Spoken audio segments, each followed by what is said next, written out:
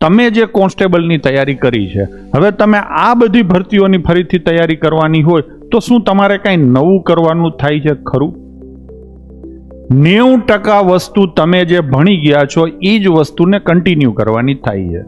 તમે જે લેવલે પહોંચ્યા છો એ જ લેવલને તમારે ધક્કો મારી અને આગળ ઉપર જવાનું થાય છે. 90% કેસમાં તમારે નવું કશું જ કરવાનું થતું નથી.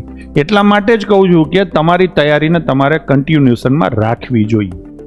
ઘણા છોકરા એવું વિચારતા હોય છે કે જાહેરાત આવે પછી ચાલુ કરશું, પછી કાંઈ ટાઈમ નહીં મળે, પછી મારી ભાષામાં કહું તો વેગળી વ્યાઈ જશે.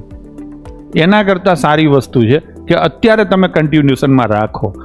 માની લો કે કોઈ ફ્રસ્ટ્રેશન હોય, થાક હોય, તમે અઠવાડિયાનો બ્રેક લો છો તો એ કંઈક અંશે વાજબી છે.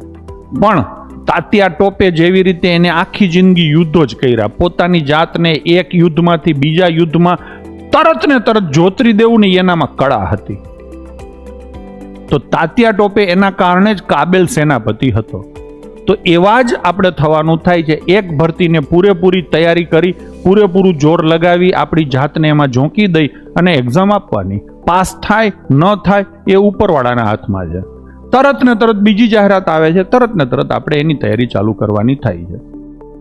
તમારી પાસે હવે ઘણા બધા આઈડિયા છે, દરેક વિષયનું તમારી પાસે પૂરેપૂરું નોલેજ આવી ગયું છે. તો હવે તમને સમય પાકી ગયો છે કે તમે તમારા લેવલને 1-2 સ્ટેપ ઉપર કરો કે જેથી કરીને આવનારી ભરતીમાં વાંધો ના આવે. તો આ